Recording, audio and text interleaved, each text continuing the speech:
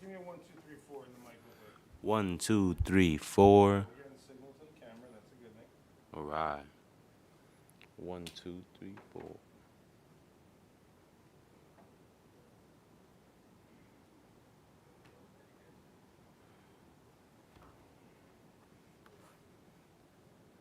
You are live to the internet, so just watch anything. Yep, yep.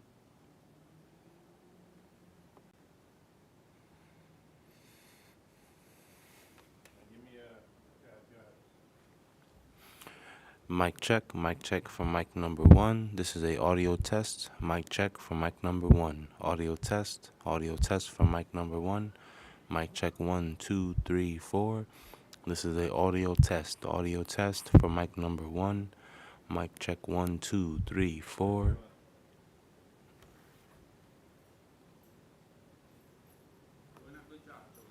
Thank you, boss. I appreciate it. Mic check. This is a audio test for mic number 1. Mic check 1, 2, 3, 4.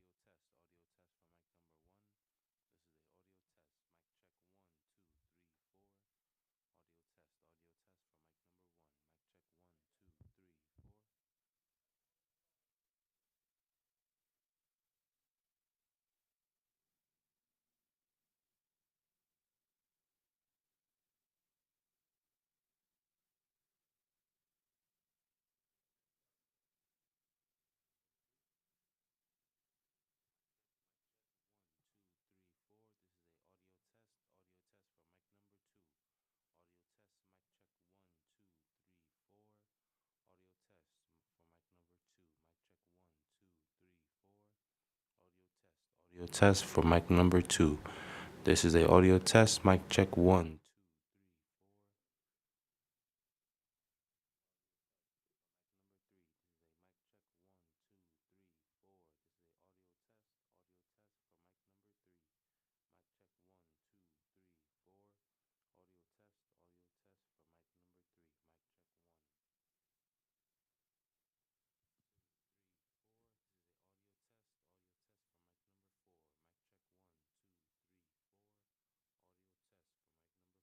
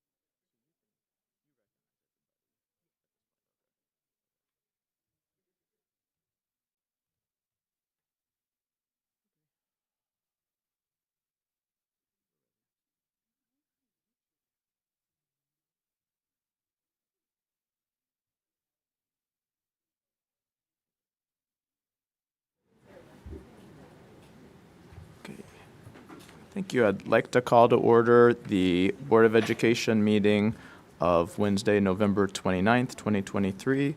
Please stand for the Pledge of Allegiance. I pledge allegiance to the flag of the United States of America and to the republic for which it stands, one nation, under God, indivisible, with liberty and justice for all.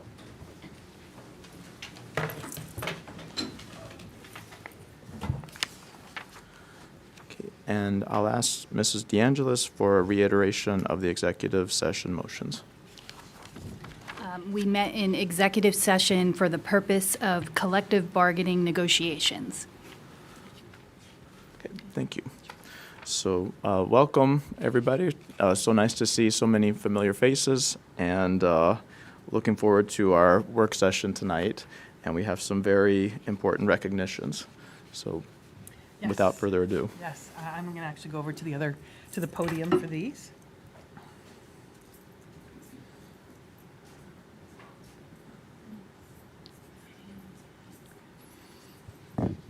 So good evening and welcome to everyone tonight.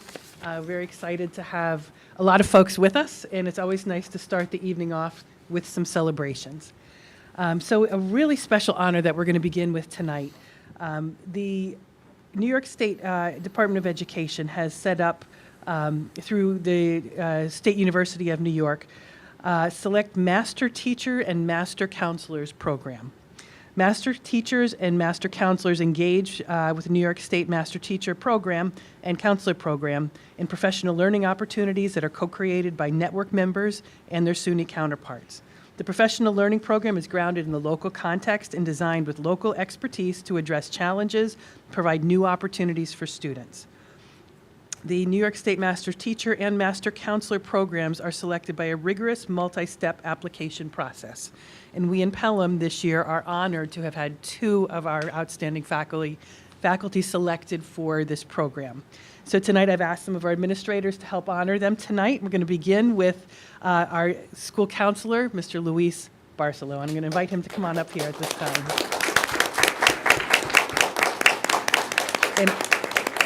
And congratulations. And I do have to say, it's especially exciting because Luis is part of the very first cohort of master counselors in the state.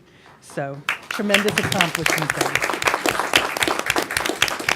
He will be joining peers to form a network of outstanding K-12 counselors who demonstrate a deep understanding of career, academic, social, and emotional development, their students' families and communities, and who are dedicated to professional growth. New York State Master Counselors are educational leaders committed to sharing best practices and to creating engaging and inspiring learning environments for all K-12 students, as well as support for teachers and counselor preparation programs. And I know that Luis, I've seen the incredible work and professional development that he continues to do and model and share with us. I'm going to turn it over to our high school administrators to share just a little bit more about Luis tonight.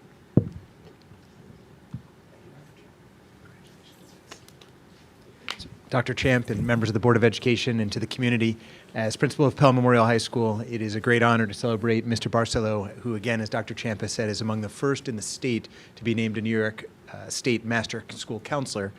Tremendous honor. And as a school principal, to have not only 1 but 2 of our faculty members with A.J. Quackenbush, who we'll celebrate shortly as a master teacher, it's a tremendous point of pride. Again, as Dr. Champ has said, they are celebrated not only for their professional practices, but for the impact that those practices have on our students as learners, not only in the classroom, but through co-curricular activities, and then to take those learnings that are developed here in Pelham Memorial High School and share them with colleagues across the region, and those colleagues would include graduate students who are training to be professionals in addition to colleagues already in the field. So it's a tremendous honor, and now I'd like to welcome our Director of Counseling, Mr. Gene Farrell.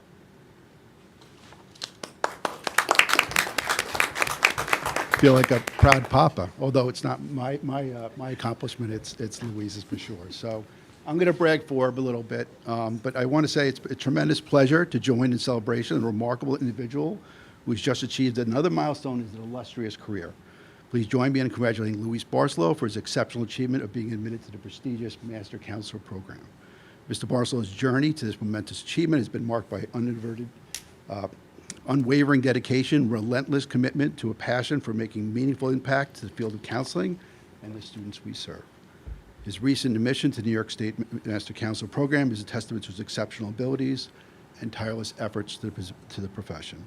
For those unaware, the Master Council accolade was quite an arduous journey, filled with a lengthy application process, a participation in a newly created PAC praxis exam, reference requests, transcripts, yes, transcripts, like the college process, and rounds of interviews. Clearly not a journey for the faint of heart. However, the rewards Luis and the Pelham School Counseling Program has been selected is significant. His journey will continue to have the opportunity to attend workshops and share ideas with the counseling team here in Pelham. As we reflect on Mr. Barcelow's outstanding accomplishments, we cannot overlook the remarkable milestones. Here, I'm going to brag a little bit for you. In 2020, he was honored with the Distinguished Service Award by the New York State Association for College Missions Counseling. And Mr. Barcelow's exemplary service for dedication to the counseling community. Moreover, he is also a member of he was the member of the new counselors at Camp College, where he did it for quite a few years, where he did that, and he donated his own time to do so. And his knowledge and expertise as a summer guide up at college, Skidmore, I think was the place. His early years, Mr. Barcelow has been an unwavering advocate at the Columbia University Higher Education Program, HEOP, where he served as an admissions counselor. And not to be forgotten, Mr. Barcelow's significant role as a member of the executive board of WIPCA and here in Westchester County. Mr. Barcelow, your admission to the New York State Master Council Program is a testament to your dedication, hard work, and unwavering commitment to the counseling profession. Thank you.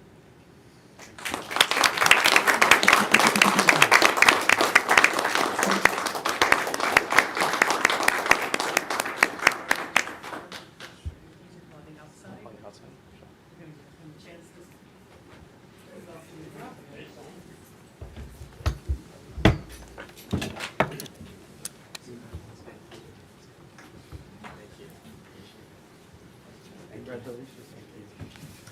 Thank you. Appreciate it. Thank you.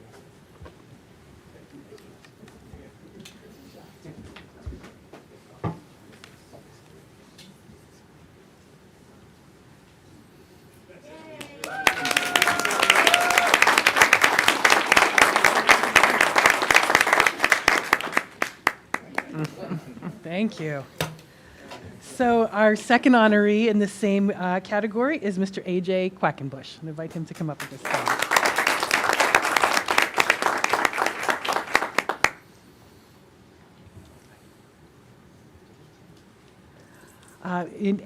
AJ is part of now the New York State Master Teacher Program, a vibrant professional network of more than 1,400 outstanding public school K-12 STEM teachers specifically throughout the state who share a passion for their own STEM learning and for collaborating with colleagues to inspire the next generation of STEM leaders. And I've asked again Mr. Berkowitz and Dr. Callahan to speak and tell you a little bit about AJ and his accomplishments.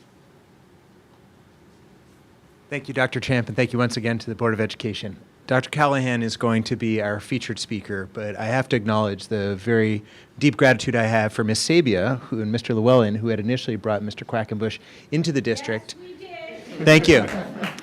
And then at some point, Mr. Quackenbush let it be known that he really wanted to be teaching calculus and pre-calculus and be taking his mathematical mindset and skill set up to the high school, where in addition to being passionate about mathematics, which is why he's being celebrated, no one who knows Mr. Quackenbush doesn't also know so many things about his hobbies because he brings his whole self to our children. The district that prides itself on whole child care, no one would not know that Mr. Quackenbush is a diehard Bills fan, that Mr. Quackenbush drives a bright red car with a license plate Quackman, that Mr. Quackenbush has a miniature model of the same car at his desk, and so many other things about Mr. Quackenbush that actually creates entry points for kids just to be comfortable in the classroom before we talk about math.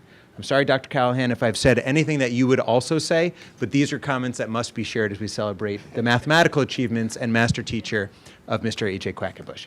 Dr. Callahan.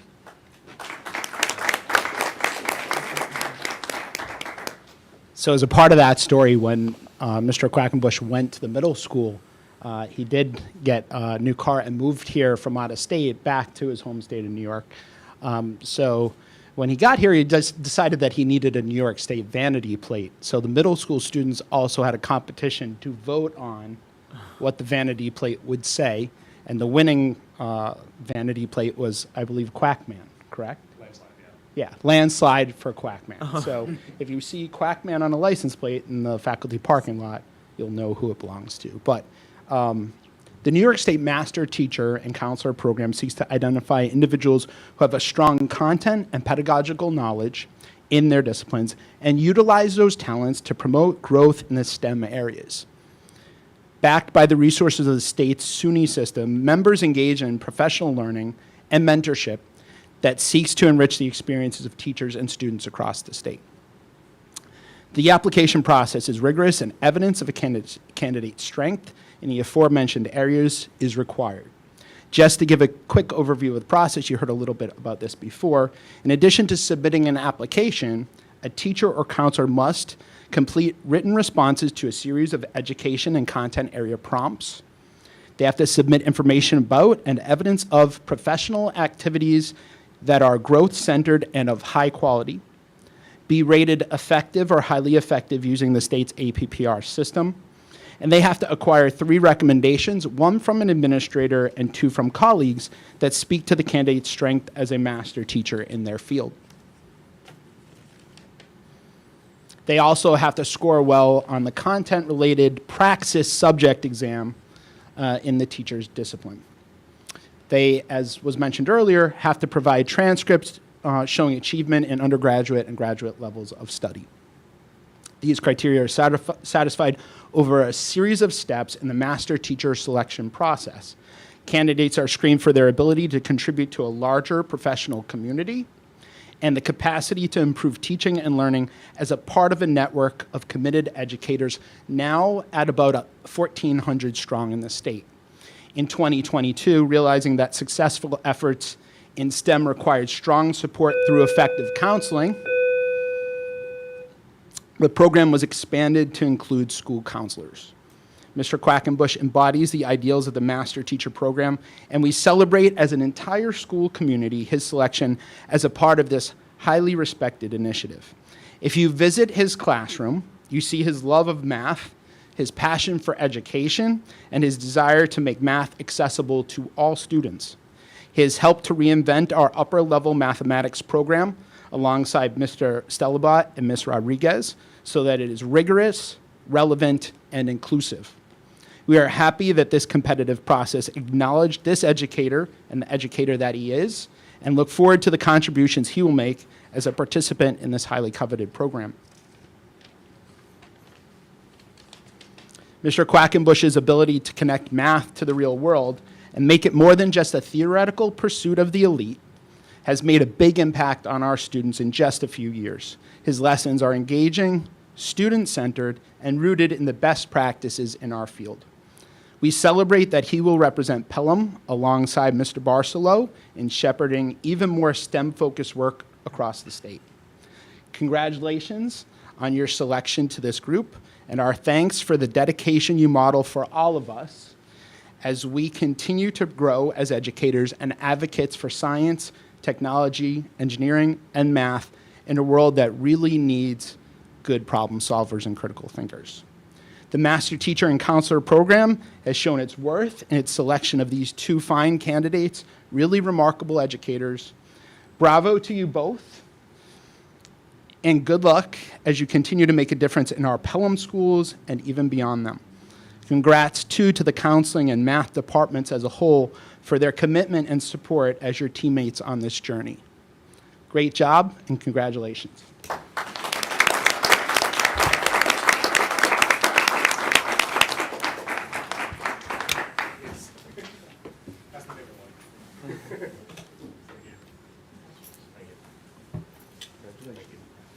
Great job. Thank you.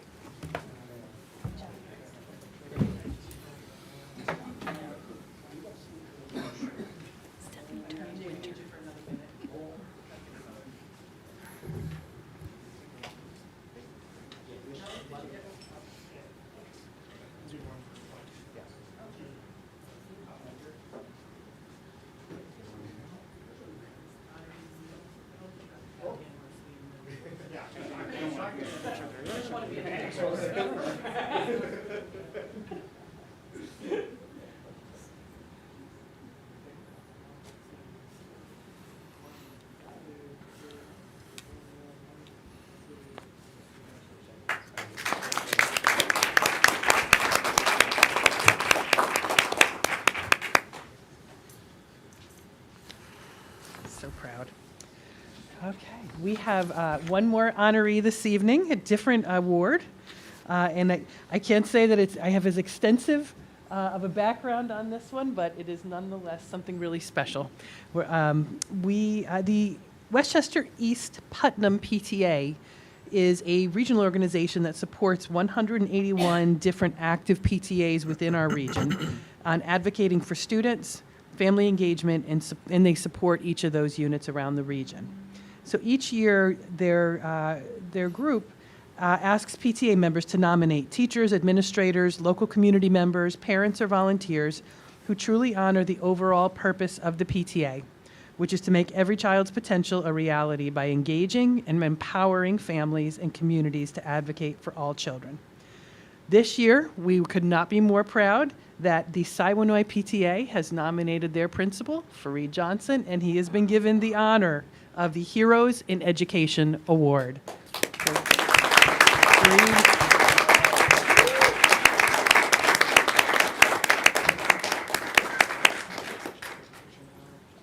What do you want, pictures now, then? Yes. And I should add, one of his partners in crime, Dave Sperano, who many of you know, also won this award. And I know I don't have anything formal prepared, but I do know every time I talk to the parents at Siwanoy, one of the things that I always talk about is Fareed's engagement with families and really creating such a welcoming, warm environment to come be part of the school, for the kids to feel joy and happiness in everything that they do. And that comes by the school and the parent partnership that he's fostered. So thank you so much, Fareed, and congratulations for this honor. It's well deserved. And now we'll do our picture.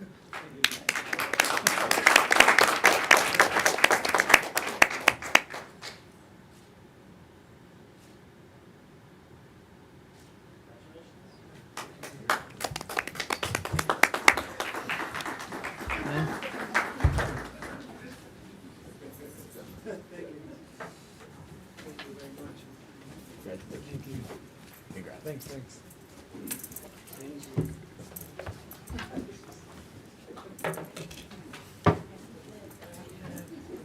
Any items we have to do before we start the work session?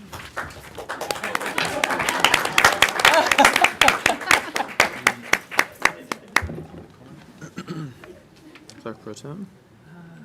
I think those might be filming now. If you want. Okay. Okay.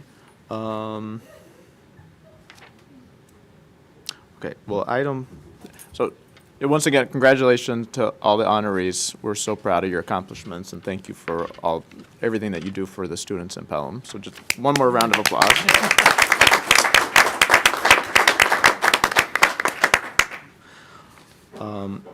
Item 4.1 is a motion to appoint Clerk Pro Tem. That would be me. Yeah, so I'll accept a motion to appoint Dr. Champ as Clerk Pro Tem. So moved. Second. Okay, all in favor? Aye. Aye. Any opposition? No, the motion carries unanimously. Thank you. Did want to take an opportunity to move up a public comment if anybody's here for public comment. No. Okay. So next is our work session, the story of the district's two most recent strategic plans. So at this point, we are going to move into the work session. Certainly, AJ and Luis, if you would like to celebrate with your families elsewhere, you are more than welcome at this point. Thank you for coming. And again, really, thanks for all you do for Pelham and for your profession.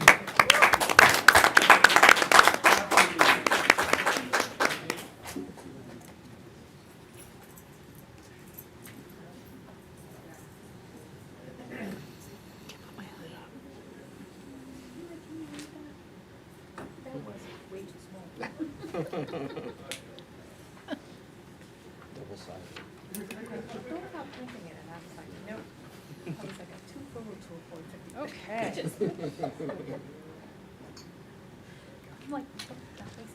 Okay, so good evening. I'm really excited to spend tonight celebrating and reflecting on the work that has been accomplished over the last two strategic plans, and to really share the story about how those investments over the years have provided increased and enhanced opportunity for our students.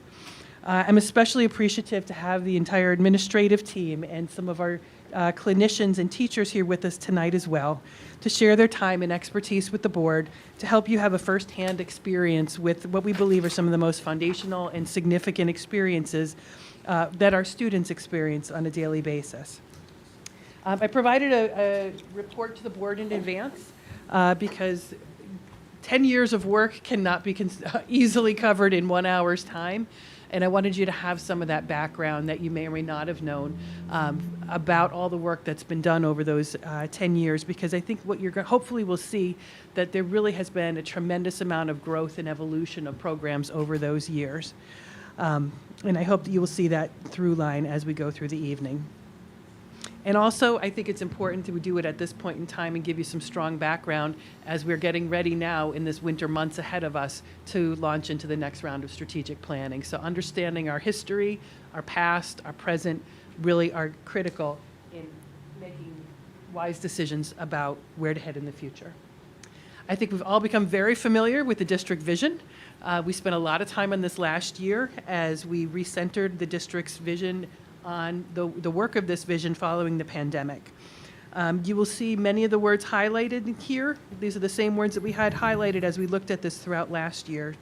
What I hope you see again as we go through these, the presentation and as you experience in sessions with the staff, that you see these words in action. You see and you hear them as part of the strategic plans. You see activities and action items that were specifically and intentionally meant to develop these descriptors that really are part of have been our district vision for 20 years and that we've been delivering towards for those 2 decades.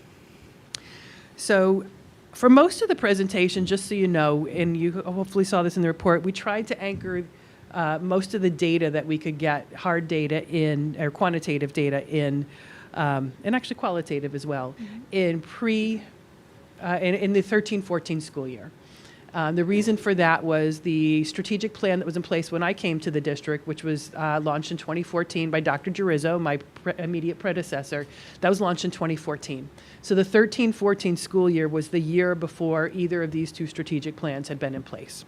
So most of the data that we've reflected for you is back to that year as the then, and most of the now is based on the school year that just finished. In some cases, we couldn't go quite that far back, or in some cases, it might be a little bit reflective of current status.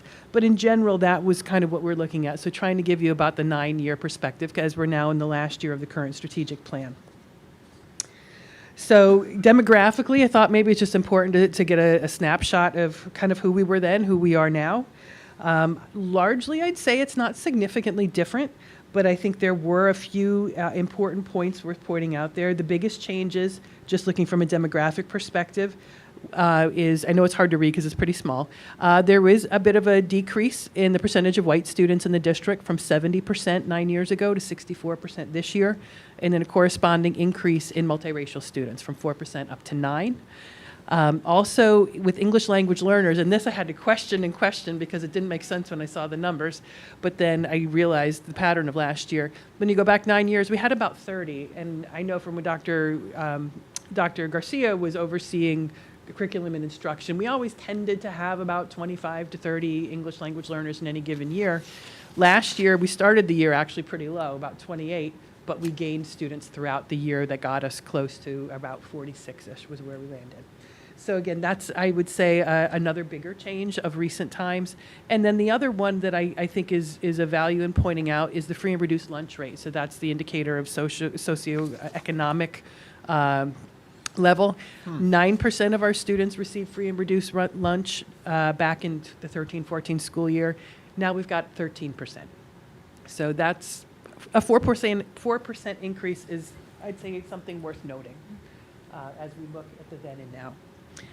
Also, as we look at the strategic plans, there's a lot of different theories of action, kind of an if-then. If we do this, then we will get that result.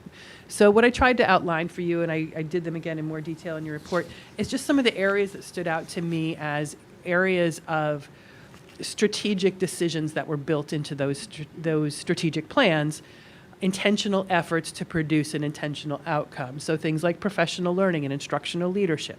If we provide our faculty the professional development that they need to really hone their craft and really become as skilled and competent as possible, then they will be able to deliver what we need them to deliver for students so that students will blossom and flourish and excel.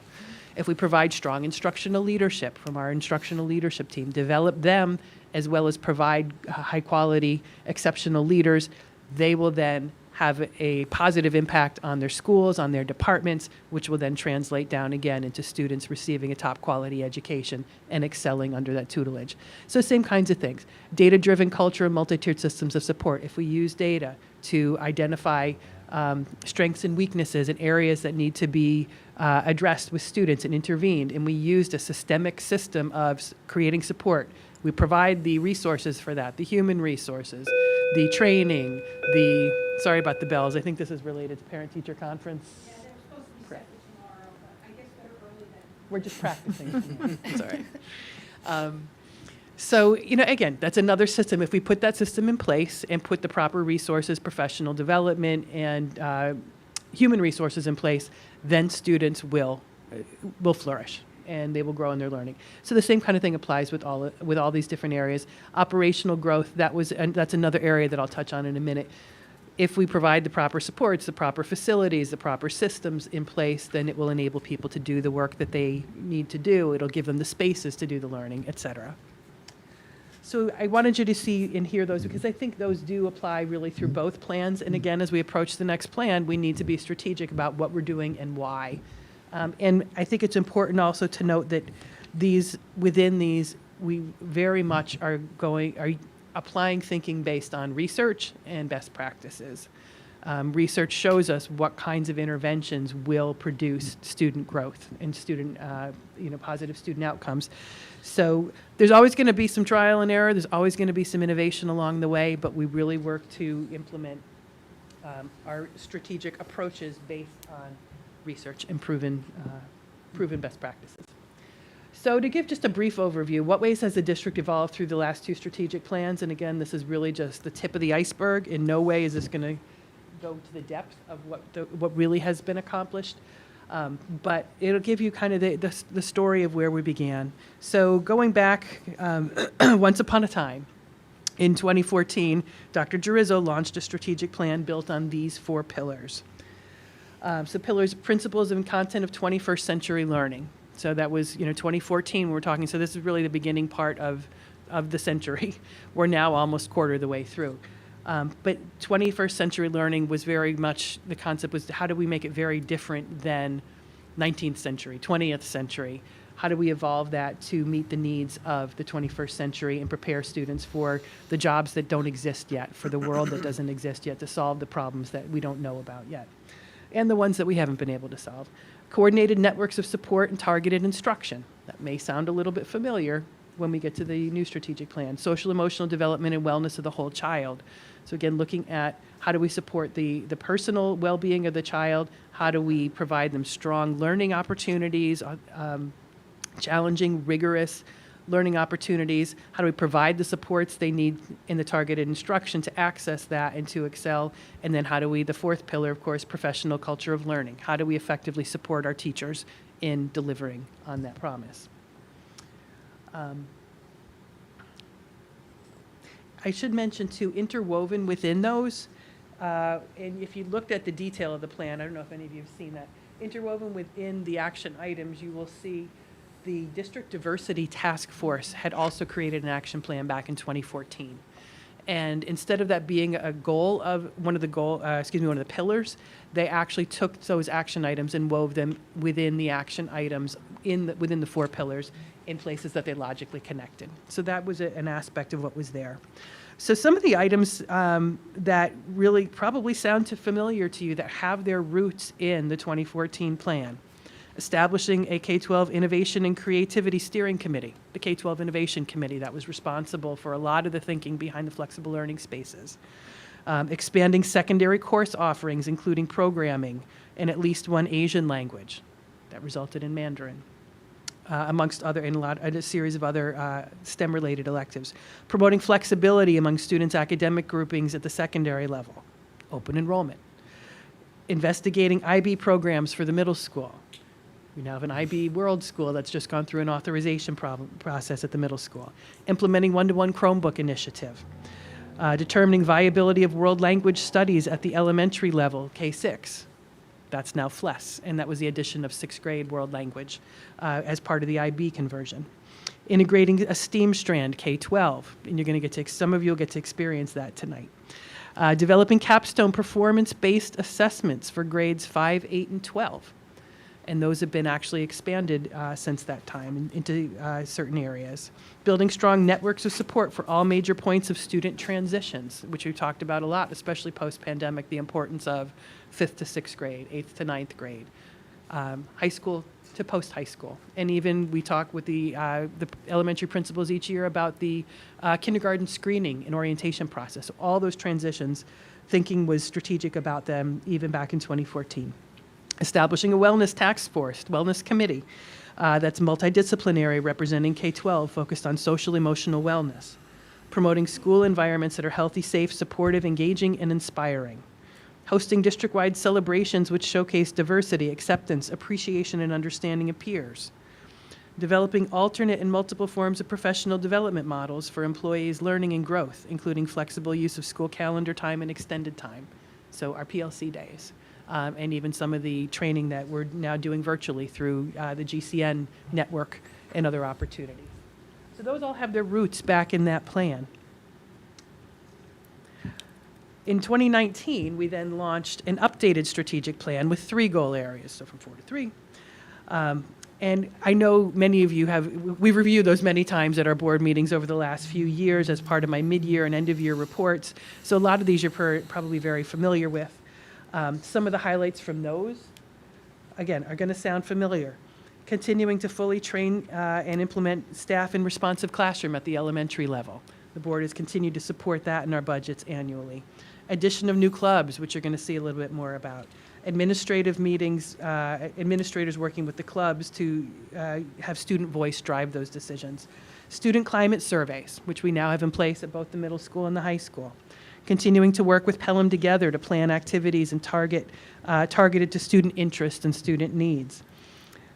Shifting to a no place for hate schools, working on those activities and shifting from faculty-led to student-led activities. Having student representation on our district committees. We just had our CCC meeting last week, and we had 1 student there. We're going to have 4 students total on there, and I believe there's students on the wellness committee, a variety of other committees over the years that we've added students to make sure student voice is reflective. Strengthening our support for our English language learners. So we've done things, the biggest thing I think towards that effort, in addition to adding staffing, was adding a coordinator for the ENL program. So to have dedicated leadership and oversight of that program. Again, that was supported by the board. Implementing, it was originally envisioned as a coordinator for DEI. This year we launched our first effort on school culture coaches at each of the schools. Again, anchored in these plans. And then K-12, implementing best practices, promoting diversity and hiring practices in the whole pipeline for the hiring process. At the K-5 level, reinforcing and a rigorous core curriculum. And again, you're going to see the work of that. If you look in the report that I sent to the board, you will see we have an entirely new math series from where we were 9 years ago, a new science series, Teachers College reading and writing series with Hegarty and foundations, thank you, word study aspects to it. So there's been really the core curriculum at the elementary level in particular, and also responsive classroom, MTSS. That is really an entirely different experience for our elementary students than where they were 9 years ago. They were getting good programs then. I would argue that we've evolved those, and moving from good to great is what we spend our days doing. The elementary, we've started to, a couple of our schools now have outdoor classrooms in different ventures, and the other schools that don't have them in place yet have active groups looking at that and planning for those. So again, how do we extend the learning opportunities outside of the school building into the real environment for our students? Continuing to expand project-based learning in AP Science classes. Looking at our master schedules, we did that at the elementary level. We'll be tweaking that again this year, and we're going to be bringing Michael Reddig, our consultant, back to do that, as well as spend more time looking at the high school schedule to ask the questions about how do you do authentic learning? Do you do authentic learning in 41 minutes? How do we provide systemic and systematic social emotional learning curriculum to our students? What are the things that we really want and need for our students that we need a different approach to time for? Those conversations have started, have somewhat been implemented at the elementary, and now we're going to be looking to expand those conversations to the secondary level. Expanding flexible furnishings around the district and deeper learning, professional learning opportunities for students related to that. One of our biggest endeavors over the last couple of years is finally bringing integrated co-teach to the elementary level. It's been a big lift, and people are doing a fantastic job with that. Forming a district-wide MTSS committee. Dr. Bowman has launched that this year to really continue to shore up and, again, build a consistency and systemic approach to that district-wide and enhanced MTSS district-wide. Those are just a few of the items that, again, I know the board has heard these, but, again, those grew out of strategic, intentional efforts in these three areas to strengthen cultural competence, authentic learning, and the whole child.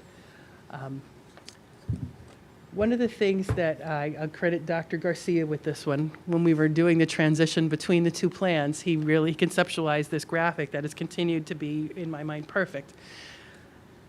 When you look at the two plans and you see this graphic, it is very easy to see the bridge between them, where one of them built on the many foundational pieces, the 2014 plan, and that was your pillars of 21st century learning, social emotional learning, networks of support, and professional learning. The next plan evolved and deepened the vision and the work around the same areas. So in debriefing and celebrating our accomplishments with the administrative team recently at our administrative meetings, we took some time to identify those areas of the plans that we felt were really most impactful on the student experience and the teaching experience, and those that we really felt should continue to serve as foundational building blocks in the next strategic plan. And those are the things that we want to highlight specifically in person for the board tonight. They centered on categories of operations, technology, belonging and wellness, MTSS and supports, and authentic learning. So a little bit more of what was in place then, what is now, and sorry, this is tough to read. We were trying to get creative on the graphics. We'll send this around so folks can see it in person. The board has this, again, in your report.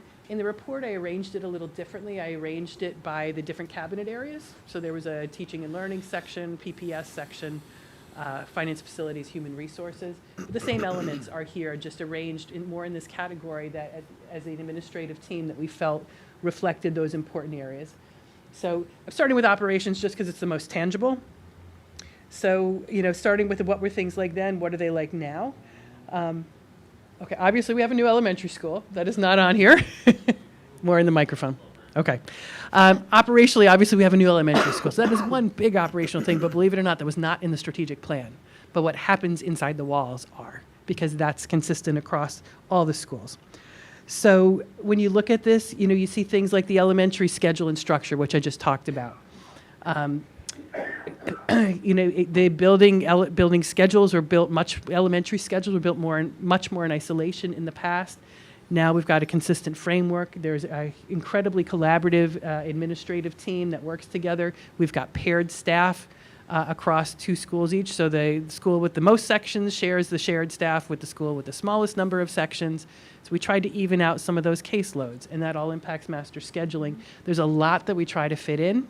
And so we've even worked to bring that into more of a consistent approach so that students are getting the same amount of instructional time in all the different areas across the district. So some changes there in elementary schedules and structures. Classroom furnishings, as we mentioned, going from traditional furnishings to the flexible furnishings that enable teachers to create an even more student-centered learning environment. So as the board knows, we've budgeted to have that furniture in kindergarten and first grade classes. We're kind of massaging some of the facilities needs because not all rooms are created equal. So we're working on getting the right furniture in each of those rooms. Hutchinson is fully furnished in that way. The secondary buildings, the libraries, And the elementary libraries are also, the middle school and elementary libraries are also furnished that way. And we're working year by year to increase more of that. So you're likely to see a proposal in the budget to continue that expansion. Professional learning, just looking at the calendar, you see differences from 1 day of teacher orientation back then and the 2 starting superintendent's conference days to this year now we're up to 2 days of new teacher orientation. We've added a 3rd superintendent's conference day. Dr. Garcia and the administrative team are working more closely with the teachers union on a year-long mentoring program. Mentoring as far as mentoring assignments, but actual professional development sessions with our new teachers. So looking for every way that we can implement and continue to strengthen the development of those folks. And then just looking simply at an accessibility, from an accessibility perspective, the capital projects certainly helped us to move from having just the middle school, high school, and Colonial be ADA accessible now. Hutchinson and Prospect are ADA accessible. So 5 out of 6 schools are there, and I'm sure we'll be looking at that 6th school in the next time that we have a big capital project. But additionally, we've things like on-demand translation for parent-teacher conferences and meetings with teachers and principals for parents who don't speak English as their first language. That's something we didn't have then. We have that now, and it's used regularly. Our website has been rebuilt to address ADA accessibility standards. And of course, we have got new playgrounds now, and as we do each of those, we're always attentive to the needs of making those accessible. So those are some ways that important operational ways that I believe we've grown. When you look at technology, and I could not begin to do enough credit to the work that John Sabalos has done. Every year I'm amazed when I see his budget presentation because he has built just an incredible department. And as our campuses have expanded, as our programs has expanded, he has also had to be the backbone. He and his department are the backbone behind all of that. So when we first came on the scene, this was maybe not 10 years ago, but maybe more like 7 years ago, presentation machines in each of the classes. So, there would be a computer connected to the smartboard, and grant-funded Chromebooks for students at the high school. So the start of a one-to-one Chromebook, but they were grant-funded at that point in time with no sustainable financing approach. We've grown from that now to interactive display panels now in all learning spaces, one-to-one Chromebooks K-12, with an intentional scheduled refresh cycle for sustainability. iPads for kindergarten students, document cameras in all rooms, updated laptops for faculty, Chromecasting in all instructional spaces. And those are just the tools that we have just to make instruction work and seamless. Programmatically, we've grown in incredible ways too, from going from basic requirements to having increased technology instruction at the middle school and coursework at the high school significantly. When you see the course changes, you can certainly see the pattern of growth of technology as part of those STEM strand that was addressed starting back in 2014. And we have an instructional specialist, staff developer, as a full-time person. So they're really important ways that we've grown, and much more seamless use of technology for assessment and for instructional purposes. And then underscoring all that is all the infrastructure. We used to have basically 6 campuses, if you count this as 2 campuses. We now have 9 sites. Glover is now wired into our system. Stanford, the Sanborn Map building is now wired in. The 314 Pelhamdale is now for. So all of those, as we've expanded our footprint as a district, John's team has expanded with that and built in redundancies that we did not have back in those days. He'll do a much better job of conveying that for you during the budget. But really tremendous work, and we're an entirely different place with technology 7 years later. On the belonging and wellness front, student connection opportunities. We know that connection and promoting belongingness and wellness are critical for students. The research is clear that students need to be mentally and emotionally accessible in order for them to learn. And research also shows that statistically significant differences in academics for students who participate in extracurricular activities. So our district and the boards have invested very heavily in this area in particular to provide the needed supports and opportunities for students so that they can really thrive. So whether it's areas of student connection opportunities, we have it back in then in 2013-14, 23 different sports and about 1,242 student athletes at that time, not just about, that was the exact number. So now we have 26 different sports. A couple have dropped off, a couple new ones have taken their place, but we've added more to that, including boys swimming, girls golf, girls ice hockey, bowling, and unified basketball are all teams that have been added in that time. And we've added different levels of some of the other existing sports as well, like freshman basketball and things. We now have 1,476 student athletes. We have 11 new clubs at the middle school and 37 new clubs at the high school from where we were in 2013-14. So heavy You investments. said 37. I did say 37, yes. Hoping it's 37 and not 31. Whatever the report says is the accurate, might be my eyes. But point being, it's over 30 new clubs. So to me, that's a heavy investment in student voice and really recognizing the value of having those out-of-classroom opportunities for kids. Social emotional curriculum, again, we've made very consistent growth there, responsive classroom at the elementary, variety of programs at the middle school, DBT being one of the specific ones that we've spent some investment in middle school and high school. I'm not going to spend time there because one of the groups is going to be talking about that specifically. Human resources to support this area, and again, the board knows we've invested a lot in school psychologists and making sure that each elementary school had a school psychologist, added social workers that did not exist in the district prior to the last few years, and maintaining student assistance counselor as well. You're going to be meeting some of them tonight in some of the groups too, so I'm not going to talk much about that. But then also continuing the diversity and cultural competence aspects. There was, as I mentioned earlier, a diversity task force and an action plan created. Now it's become a core piece of our strategic plan. We've got a district-wide cultural competence committee. We have the school culture coaches. We have diversity committees at each of our schools, our PTAs. So we've got folks that are really invested in doing this work. And it's even, as I said earlier, transferred over into hiring practices and work that we're doing with students. So all of that really to create this sense of belongingness for everyone in our schools. And this is where our culture and climate surveys really are very helpful. So the student ones have been done this fall. We're looking forward to getting the staff climate survey that will be coming back and be presented to the board. We're hoping the second meeting in January. So again, making growth in those areas by looking at data and then reacting to that data. Moving into the supports in MTSS, and there will be a group on this tonight, so I'm not going to go much in deep depth here, but we've shifted in model from a response to intervention model to a multi-tiered systems of support model, which is a broader look, a more holistic look at not just the academic, but the behavioral side of supporting students so that, again, they can reach success. We have at the intervention, level of intervention has been a heavy investment, again, of this board, in particular, members on this board. I remember advocating strongly for that. When I started in the district, we had about the equivalent of 5 interventionists. We've now grown that to 9 across the elementary schools. We now have a dedicated math interventionist at the middle school. We've also increased FTEs, or full-time equivalent staff, that are dedicated to support and intervention classes at the middle school and high school as well. So those were things that we did not have there, and those are things that are critically important. I think they would have been important at any point in time, but when you have a pandemic in the middle of these 9 years, all the more important that we had those supports on the social, emotional, as well as the academic side for our students.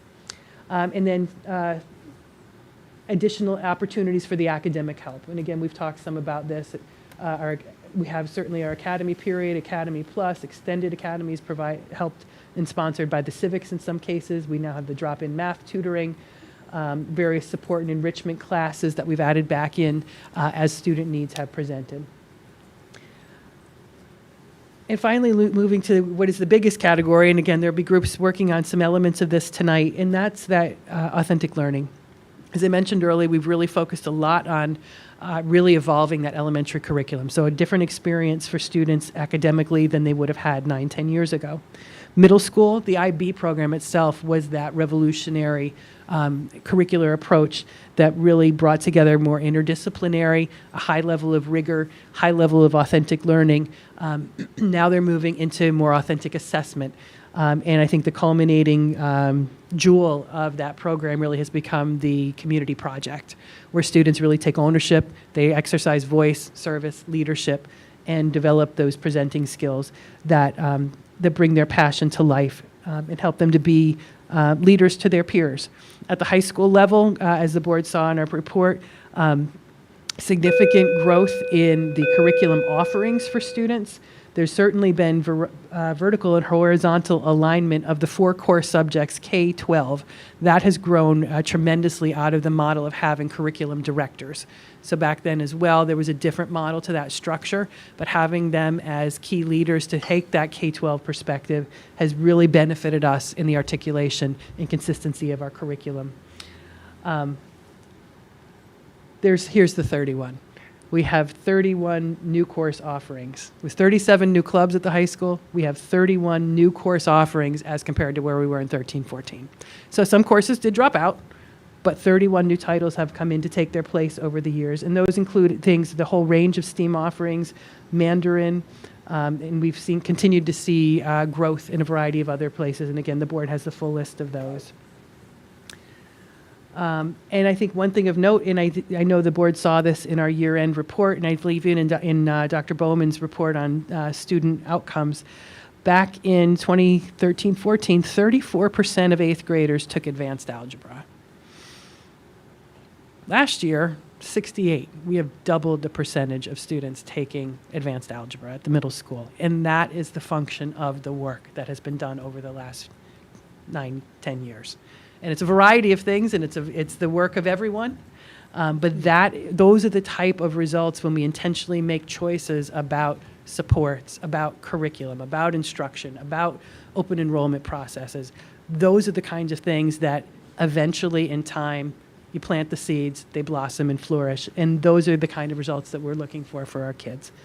Same thing with when you look at AP exams and students attending top tier colleges. 69% back then were attending top-tier colleges. It's kind of tricky now because the number here is 64%, which is actually the 21-22 number, if that's correct, if Mr. Farrell verifies that. Barron stopped reporting, stopped putting out their listing of tiered colleges. So those numbers are old based on the last year that we had that ranking. That was also the years coming out of COVID where we saw a lot more students taking gap years. So while it was 64% attending that same group of top tier colleges coming out of the pandemic, we know that that's part of the correlation there. So I'd say in general, we feel like there's a little bit of a staying steady there. When you look at AP exams administered, back then it was 620 AP exams and administered with 273 students enrolled in dual enrollment classes. Last year, we had 978 exams administered and 394 students enrolled in dual enrollment courses. So again, we want kids to experience college-level instruction in high school because it's the best preparation for college. And we're seeing that, again, all those different building pieces have contributed to the readiness for students to get to that level. And then finally, I think another important indicator there is the SAT and math and reading averages, means. So back then, mean score for the high school was 551 mean reading, and the math mean was 574. This past year, the SAT reading mean was 634, and the math was up to 608. So again, that's all related to the instruction that's going on in the class and intentional efforts to push and to help students achieve at higher and higher levels. And I think the first bottom left should say high school core curriculum instead of middle school, so we'll get that corrected. So again, review of what I said. 31 new course offerings, 11 new clubs at the middle school, 37 at the high school, and the variety of new sports. Just a few other interesting facts, and I've touched on some of these already. The number of AP courses offered has actually stayed the same, but the titles have changed out. So again, there's been a lot of intention over the years to making sure coursework is relevant and of interest to students. And that's a function that has been seen in AP courses as well as school-level electives. We have had the increased number from 620 to 978 of AP exams taken. Slight dip in the percentage of students scoring 3 or better, but that's still pretty much in the same neighborhood. When you take a third more students Yeah, you say third more students taking those courses, so students, a broader spectrum of students taking those courses than would have in the past. You do expect a little bit of fluctuation. To me, it's incredibly respectful and still accomplishing what we're setting out to do. Number of dual enrollment courses grew from 9 to 12. And again, some title changes in there, but again, the growth is there to create more opportunity. And you see the numbers there. And just getting towards kind of the final, the culmination of high school. Graduation rate. It's tough to beat 99%. We did beat it by getting to 100% last year. But again, really a really outstanding graduation rate for our students. And I believe this year those were all Regents diplomas. Top college rate, we talked about that. Four-year college going rate, another important metric, I think, for us. Back then, it was 85% of our students were going to four-year colleges. Now, in the past school profile, 91%. And a two-year college rate dropped from 11% down to 4%. So our kids are going to four-year colleges. And we already mentioned the SAT scores there.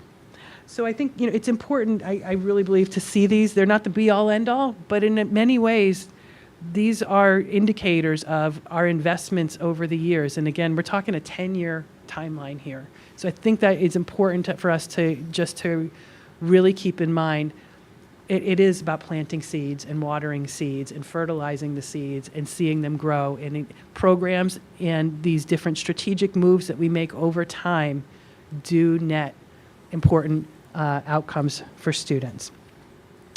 So for the next part, and maybe I'll pause for questions before we go on to this next part, we're going to break up into breakout sessions. But before we do that, I just want to pause and see if there's any questions from the board at this point in time about either anything in the report or anything that you saw here. We all are going to have time to talk at the end, too. Okay. All right. So what we'd like to do now, the administrator's done an amazing job of planning some special breakout sessions for you. So we're going to move away from the dais, and I think for the folks who may be watching, just so you know, we're going to turn the audio off because folks are going to be moving away from the tables. We do need to be in some actually separate rooms in some cases because we need smart boards, and there's one special room where it's just needs to be a room without windows. So you'll find out. So I'll ask, who of you did your homework and downloaded that app to your phone? I think Okay, we're going to have to arm wrestle. Three of you can go in that room. All right, Will, Sid, Natalie. Okay, I'm going to invite the three of you to go with Dr. Callahan and his group first. We're going to have about 20 minutes in the first group, and you're going to have one experience, and then you're going to shift to another experience for another 20 minutes. Okay, so you'll go with Dr. Callahan and Michael and Jackie.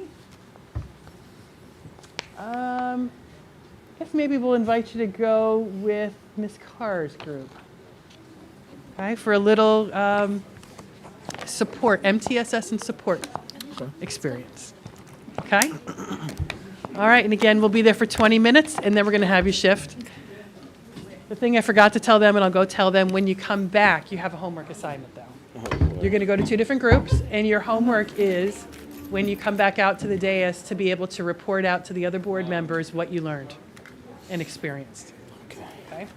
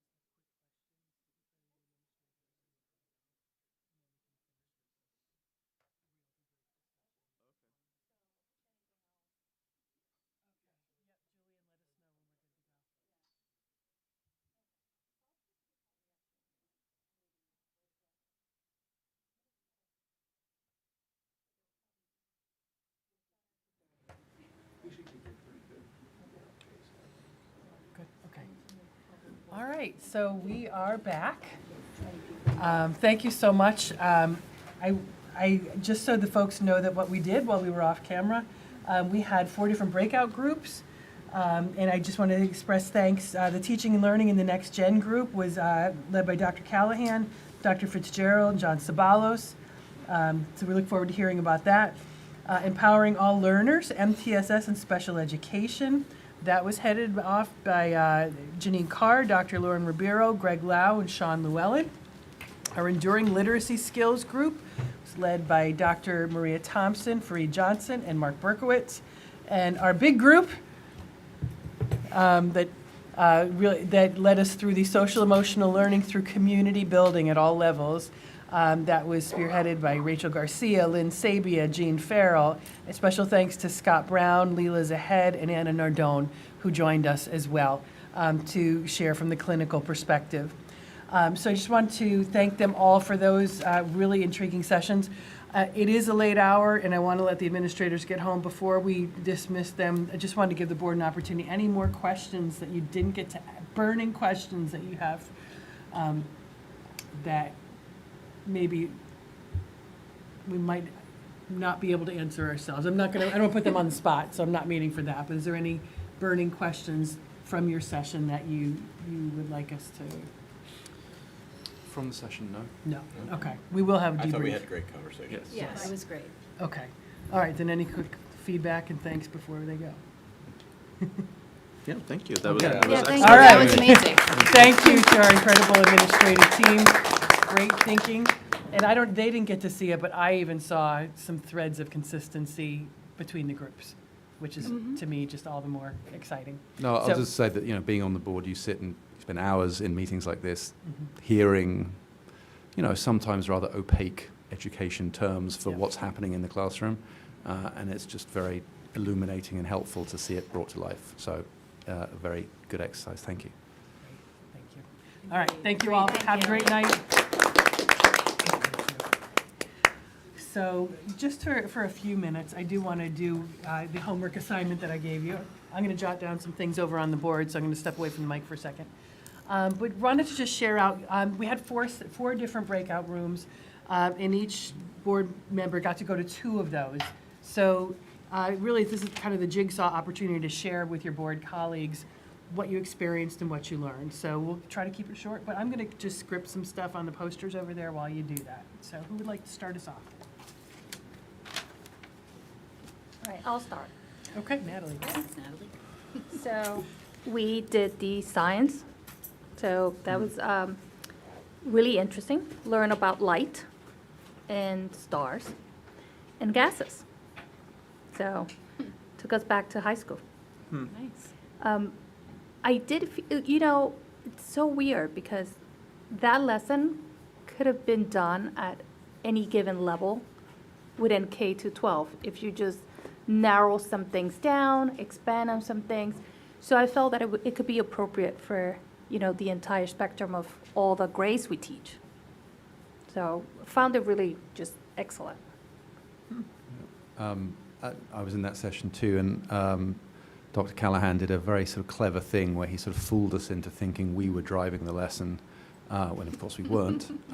And rather than having just facts kind of thrown at us, which is obviously when you get back in the time machine, that's how, I don't know about you guys, but that's how I learned.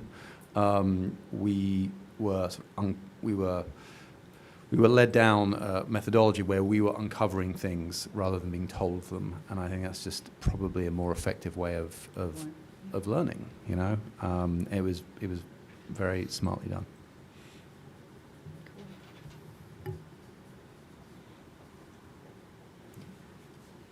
Yeah, I guess I was impressed by or appreciated just how much more time it probably would take to prepare a lesson like that as compared to, the historical effectively reading from a textbook. To build something like that and make it engaging and be prepared with how you're going to lead students where you want them to go has to take a lot of time.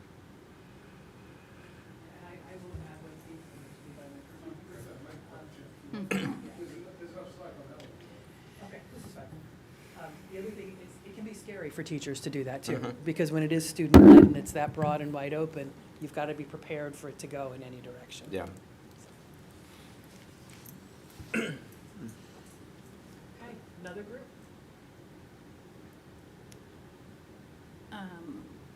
Michael and I were at MTSS and special education. And I was just really, really impressed on how robust and individualized the support is for our students. And I learned MTSS serves all the students, not just students who have, more needs than others. And it serves the students, from kindergarten all the way through high school.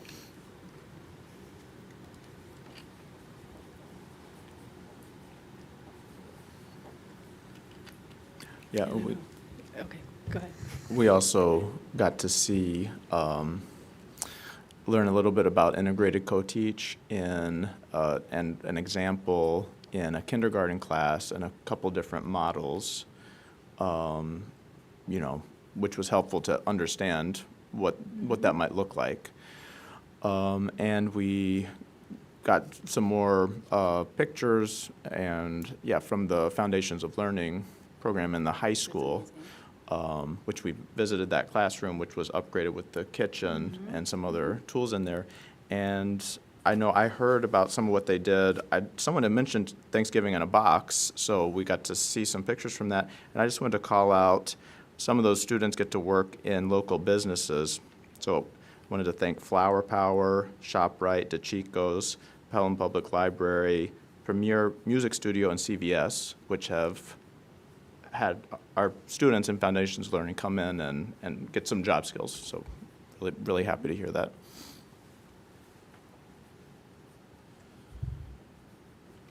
And one thing I'll add about MTSS is in elementary school, there is a period every day called WIN. Yeah, thank you.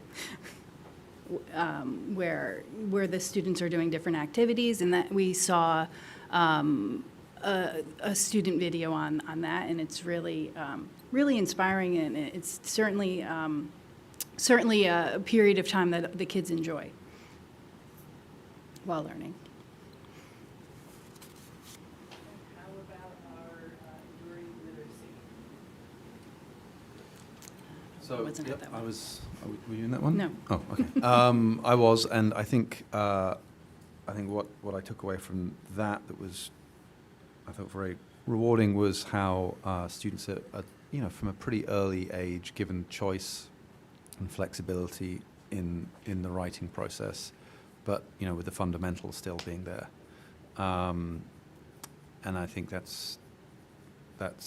really resonated with me. And also just some practical skills, how to write a formal letter, how to get on your feet and present to a room full of people. I mean, these are, if you want to be a functioning citizen, those are helpful things to know how to do, and that seems to be introduced at a pretty young age. Yeah, for the literacy skills, I really like how the foundations are broken down and taught at a very fourth grade, third grade, and kind of continues through middle school, high school. And, by the time they get into high school, they're writing these amazing pieces. And when you look back to how that piece probably started back in third, fourth, fifth grade, it really is such an amazing view of how this, little, just writing a little sentence or writing, a few sentences, and how that is developed throughout the years.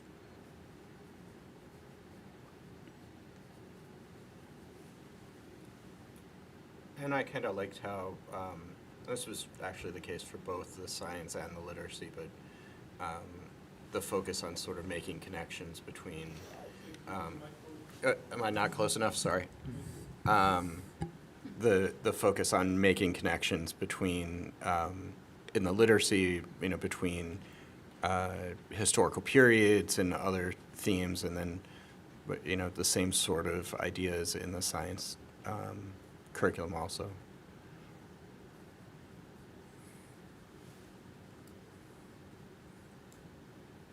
Which is really like a focus on higher order thinking, really, in all subjects.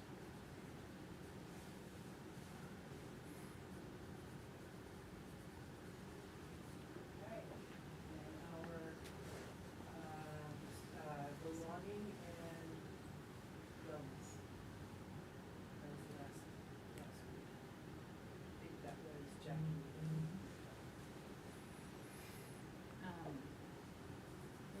We started out by learning about the responsive classroom and the morning meeting, and how that from, you know, starting in kindergarten, that morning meeting helps build a sense of community and belonging.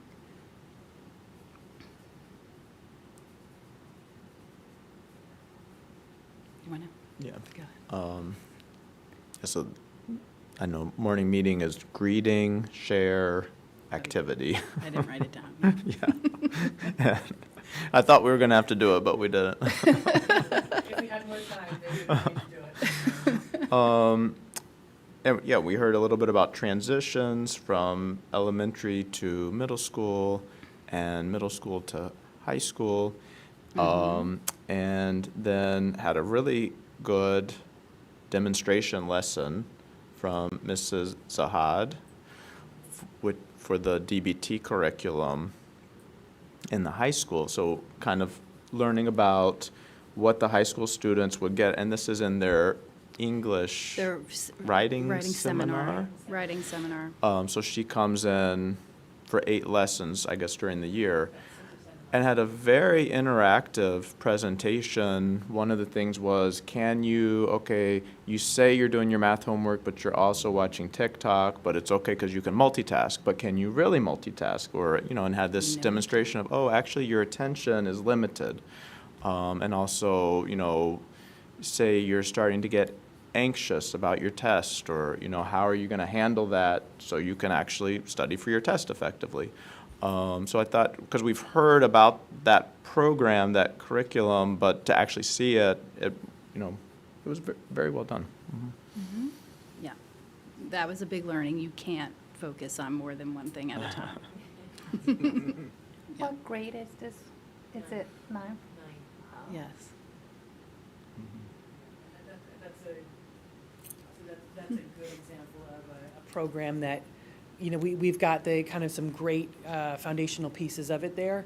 We're limited in time. So again, that kind of goes back to that, some of the discussions that we're hoping to have with the scheduling consultant is how do we build in the time to make sure that we can get more of, these really critical pieces. So, great. All right, let me move back over here for a second. So the reason I was writing all that down was because I really wanted to capture some of those important learnings. And again, that was a quick 20, 25 minutes.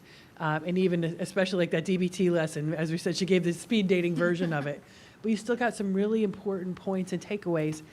And what I hope you see in even some of what you learned there and what I just scripted up on the board, if we go back all the way to this, I think you see a lot of that. I see a lot of that here.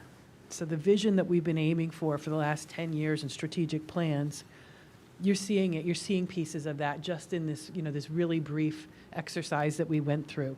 The lessons, the activities, the strategies, the approaches that are being used in classes, all intentionally building towards this, and I think very successfully building towards this. So just to close things out, and certainly to open it up for any more discussion the board would like to have, I just wanted to share this. A colleague put this together. I can't take credit for this. But what it was reading some of the major, reports that have come out. These, major organizations put out reports regularly about future job skills, future job markets. And so often, a lot of what we do as a K-12 system is we're aiming for, what do students need to be ready to go to the next step? For most of our kids, as we saw earlier, it is college. Not all. and we've expanded our capacity to help support students who want to go alternative paths. So more students going to BOCES than we had back in 2013. We had 10 seats then. We've got 26 kids who requested it in this current year. We're still gathering. We'll know in the next couple months how many in the future. But the reality is most of our kids go to college. So our job really is to work to prepare them for the skills to be successful there. And then beyond that is to prepare them with the skills to then be successful in their careers in life, whether it's military, whether it's work, whatever they do. So in looking at all those reports, my colleague who put this together identified different skills that each of these reports pointed to that they were saying were critical for future success, future employability, the future economy. And again, I see a huge alignment with what we have been doing, what we're accomplishing now in the present, and what major thinkers are asking us to be thinking about as we go forward. So I share this with you so that you can see, we've been going in the right direction. I think that's a really reaffirming to me and to us to see the things that we set out to do. Critical thinking, that was mentioned already just in our debrief. Emotional intelligence, flexibility, creativity, continuous learning, self-awareness, leadership skills, even getting up to write a claim and to defend it and to speak publicly. So many of those things are the things that we are actively developing in our kids, and that's something I think for all of us to be incredibly proud of. Again, I know they've left for the evening, but I'm incredibly proud of the work that has been done by this administrative team in leading that work, setting the vision, carrying it out, and persisting and equipping teachers, supporting them to do the work. And our faculty are just incredible. I just continue to be amazed at them. I had the opportunity to have one of my staff luncheons today, and I met with I think all the faculty at Hutchinson turned out, which was wonderful. With some really great conversations. They're really passionate, but it's about the ability to be able to deliver on these things for our kids. So it's something we should all continue to always be proud of. So that brings us to the end, really, of just general reflections from the board. Any more questions you have? And maybe just some initial thoughts of where does this, I know we're not into formal strategic planning yet, but the goal here was to reflect, to celebrate, and now to think, what does this spark in our thinking about where to go next? I know you're probably not fully prepared to answer that tonight, but if it's starting to get the wheels turning, we'd love to hear any feedback on that.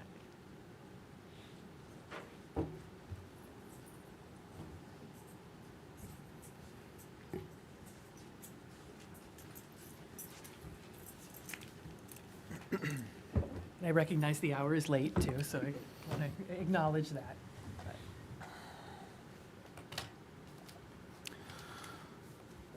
Well, I'll say so. You want to go? One thing that, Jackie and I didn't go to the first session, but you all saying kind of, the style of instruction, and it would probably take a lot of time to prepare a lesson like that, and that's something that we have heard in the excellence, discussion. So just to think about, supporting our teachers so that they have the resources to, deliver that kind of instruction. And the other thing that stood out to me, we did the sort of social emotional session, and I think the feedback we've got about responsive classroom has been so positive. And what stands out to me is that that's a daily practice rather than just a one-time lesson. Like this, rather than just telling, a first grader, this is how we greet people, you do it every day. So, and I think there's a lot of opportunity with the DBT curriculum, but how do we take it beyond just, these 6 or 7 meetings to something that becomes a practice that, builds these skills for students. Yep, those are exactly the questions we've been grappling with, so I agree.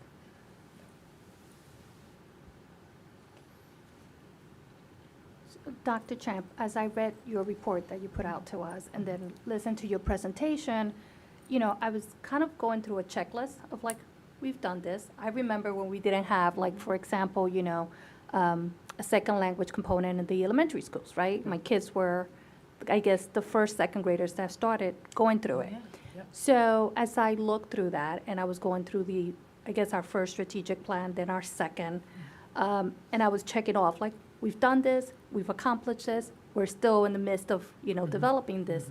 I am looking forward to see how we can now enact and put into plan a third plan, and how far we've come, and I'm looking forward to see what else can we possibly deliver, given how, just with this lesson alone on science, it was an amazing lesson to me, right? So I was like, what else could we possibly do to bring that learning even further? That's a great question. Right, it's already a high-performing district. Correct. How do you, how do you continue that, continue improvement? Yeah, you're moving needles. Yes. Yeah. Well, and we were talking a little bit about, at the end of the session, I think one of the only ways that you move the needle on that is, I don't know if it's a change in culture, but like pushing the culture internally, because the students are like, they influence each other more than the staff. And That's like true. getting buy-in from students on what you're trying to do feels like the only way that you take like a big step. And I don't know, I don't have kids in the high school. I don't know what the culture is like there, but that feels like if you want to take a quantum step forward, it's got to involve like pushing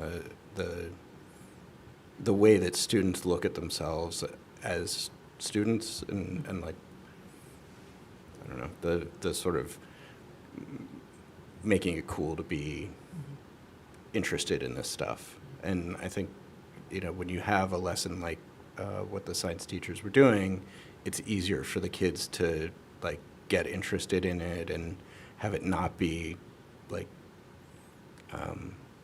have it be cool to be interesting. So. No, I think you make me think of a couple of things. I think probably one of the, and I know it's one of our go-to things, but it's a go-to thing because it's great. Science research is, I think, a great example of that culture. Yeah. Because there are kids, and I know many of you as parents coming into high school or even in middle school where you can start, people just know they want their kid in that program, and the kids want to be in the program. They may not even be that interested necessarily in science, but it's got this culture that's developed of a real, I think it's a real family-oriented, really strongly, relationships bonded, but very strong, high level of academic work that's expected, but everybody's on board with it. So it's got, I think, a good example of that culture.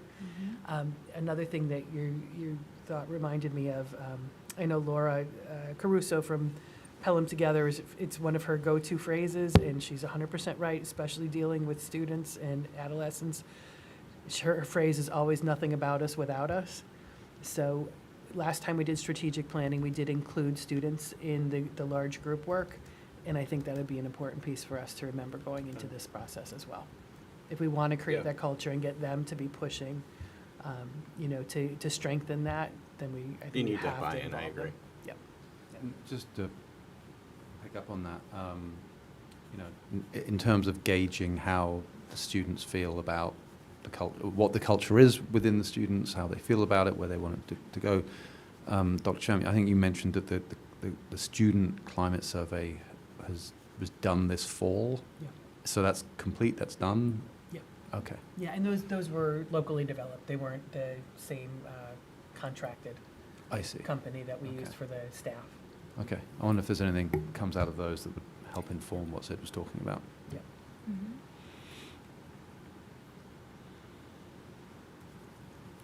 Great. All right. Any other big thoughts?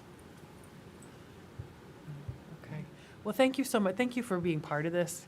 I know it's a little different kind of approach to really experience it, but I think it was fun for us to be able to share. I know, I could see a lot of pride on the working with the administrators, and for them to really get to, kind of pull the curtain back a little bit and show you what goes on in their schools and in their departments and what makes Pelham so great.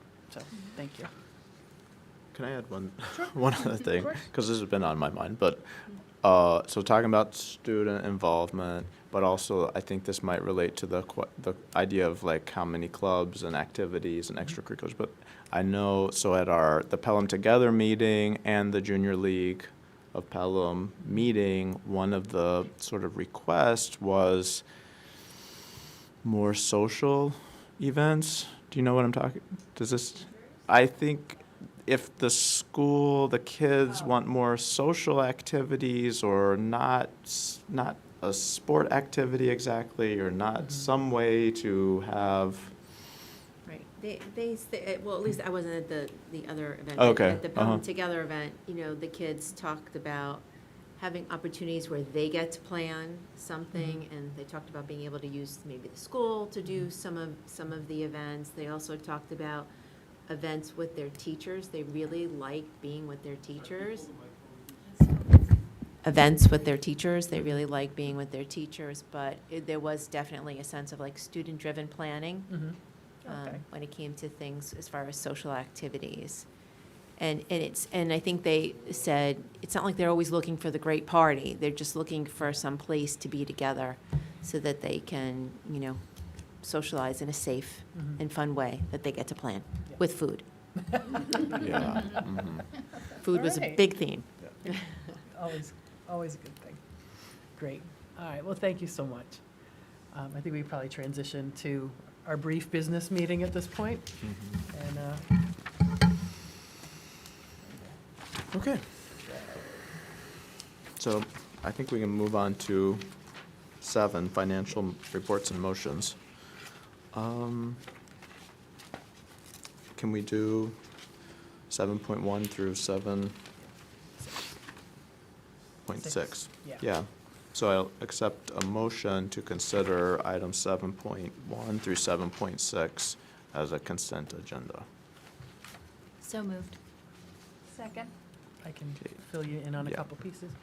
Just real quick, 7.1 is the calendar revision related to the parent-teacher conferences. So we've communicated about that, just wanted to close the loop on getting that detail updated. 7.2 is a SECRA environmental process that's necessary related to the fitness room renovation project. It's pretty simple.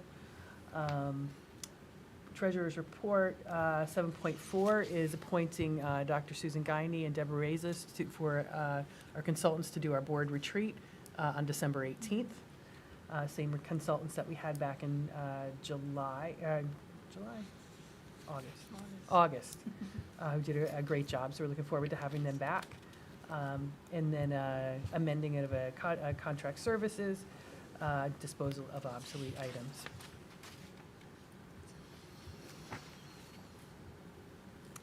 Some of the old fitness room equipment specifically, Oh. to clear the way for the new fitness room equipment. Ah. And in case, I think we mentioned to the board, but our intention is to do part of the renovation over the February break, so that when folks come back from the February break. Yep, that's the goal. It's aspirational, but that's what we're aiming for.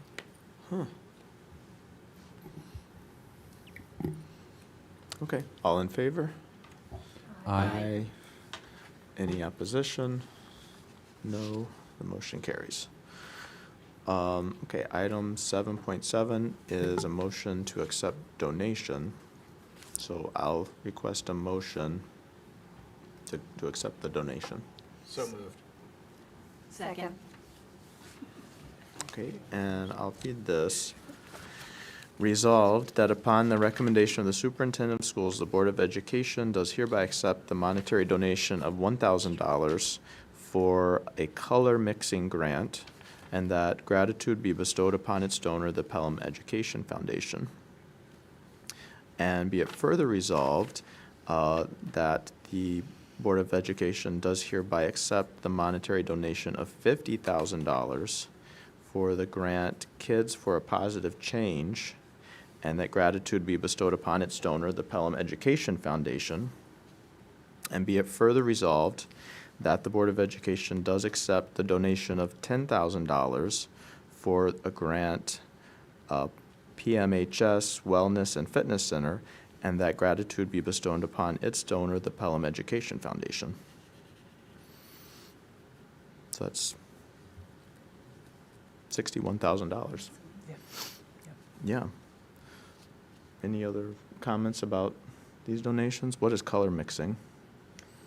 I'm going to toss to Dr. Bowman to help me out on that one. So it's a program that they're doing that is going to allow some of our special education students to work with some of our higher level arts students, and it's what it sounds like, right? And so it's about color theory and being able to create art using color. Great. And PEF is involved in the Wellness and Fitness Center? Yeah, they're contributing in part. That was part of the meeting the matching goal that the Friends of Pelham Sports were looking for. PEF stepped forward and was great. willing to offer a grant towards that. Okay. All in favor? Aye. Any opposition? No, the motion carries. Okay, and then I'll accept a motion to consider items 8.1 through 8.4 as a consent agenda. Second. Okay. Just Any, want to thank you for having a business portion of this meeting so we can get some people appointed and also approve leaves.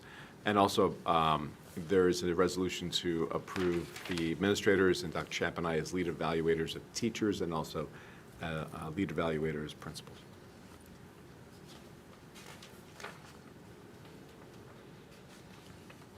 any other comments or questions? Okay, all in favor? Aye. Aye. Any opposition? No, the motion carries. Okay, and I think that brings us to adjournment of the meeting. So I'll accept a motion to adjourn the meeting. So moved. Second. All in favor? Aye. Motion carries unanimously.